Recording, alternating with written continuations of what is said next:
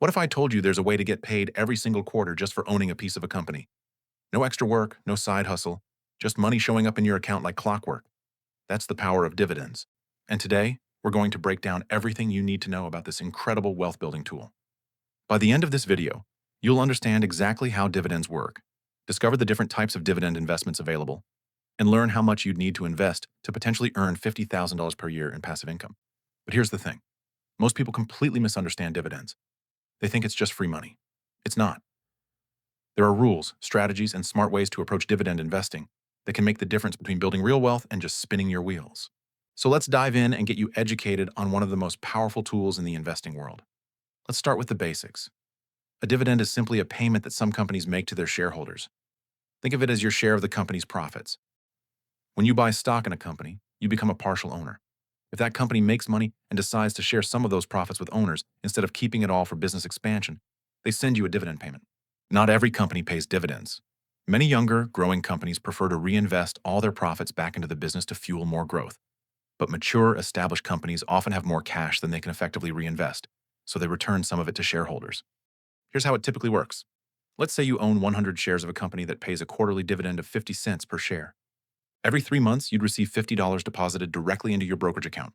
No work required, no selling your shares, just passive income. The beauty is that you still own your shares. The company didn't take anything away from you. They simply shared their profits. Your shares are still there, potentially growing in value over time while also generating regular income. But here's what many people don't realize. The day a company pays a dividend, the stock price typically drops by roughly the amount of the dividend. This is called the ex-dividend date. The value comes from owning profitable companies that generate consistent cash flow. Now, when people talk about dividends, you'll often hear the term dividend yield. This is crucial to understand because it tells you how much income you're getting relative to what you paid for the stock. Dividend yield is calculated by taking the annual dividend payment and dividing it by the current stock price. For example, if a stock costs $100 and pays $4 per year in dividends, that's a 4% dividend yield. Here's why this matters. A high dividend yield isn't always better. Sometimes a stock has a high yield because the price has fallen dramatically, which could signal problems with the company. Other times, a company might be paying out more than it can afford, setting up for a potential dividend cut. The current average dividend yield for the S&P 500 is around 1.2%. That might seem low, but remember, you're also getting potential stock price appreciation on top of that dividend income. Quality dividend-paying stocks typically yield between 2 and 6%. Anything significantly higher than that range deserves extra scrutiny to understand why the yield is so elevated. If you want to learn about quality dividend investing, you need to know about Dividend Aristocrats. These are companies in the S&P 500 that have increased their dividend payments every single year for at least 25 consecutive years. Think about that for a moment. These companies have raised their dividends through the dot-com crash, the 2008 financial crisis, the pandemic, and every economic challenge in between. That's the kind of consistency and financial strength you want in your portfolio. As of 2025, there are 69 Dividend Aristocrats. Some of the top yielding ones include Realty Income at 5.65%, Amcor at 5.29%, and Franklin Resources at 5.19%. But here's what makes these companies special. It's not just that they pay dividends.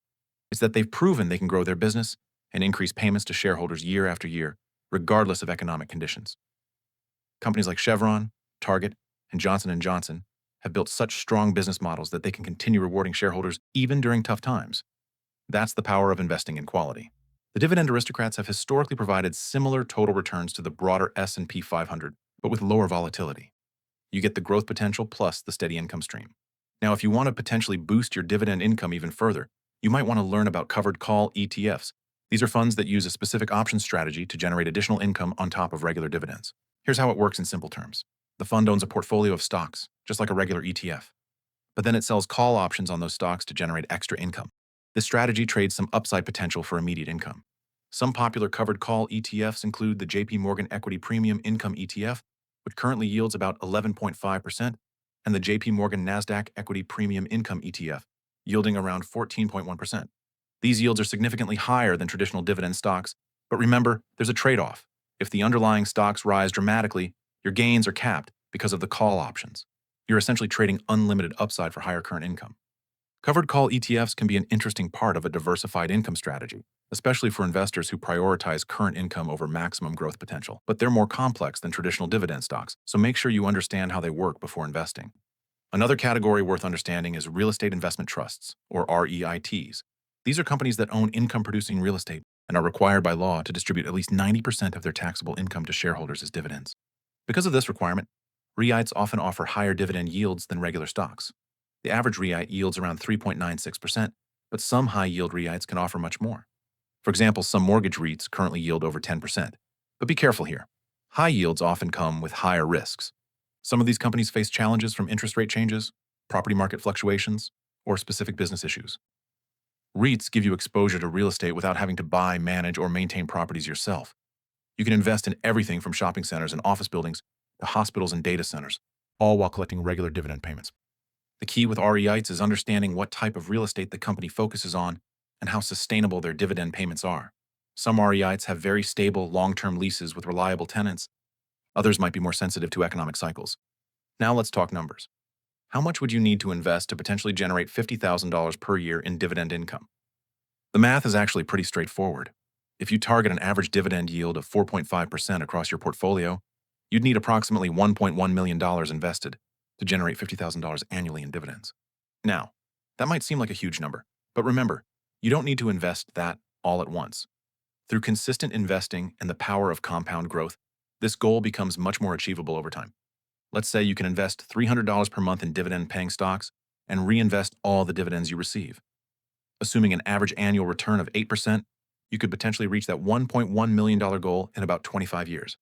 The key is starting early and being consistent. Every dividend payment you reinvest buys more shares, which generate more dividends, which buy even more shares. This compound effect accelerates your progress over time. These are just examples for educational purposes. Your actual results will depend on the specific investments you choose, market conditions, and many other factors that no one can predict with certainty. So how do you actually build a dividend-focused portfolio? Here are some key principles to consider. First, focus on quality over yield. A company paying a sustainable 3% dividend that grows every year is often better than one paying an unsustainable 8% dividend that might get cut. Second, diversify across different sectors and company sizes. Don't put all your dividend investments in one industry. Spread your risk across utilities, consumer goods, healthcare, technology, and other sectors. Third, consider dividend growth, not just current yield. A company that consistently increases its dividend payments can provide growing income that helps protect against inflation over time. Fourth, reinvest your dividends when you're in the accumulation phase. This accelerates the compound growth effect and helps you reach your income goals faster. And finally, be patient. Building significant dividend income takes time. But the companies that have been paying and growing dividends for decades have proven they can generate consistent cash flow through all kinds of market conditions. Before we wrap up, let's talk about some important things to keep in mind about dividend investing. First, dividends are not guaranteed. Companies can reduce or eliminate their dividend payments at any time. Even dividend aristocrats have occasionally cut their dividends during severe financial stress. Second, dividend payments are typically taxed as ordinary income, which might be less tax efficient than capital gains, depending on your situation.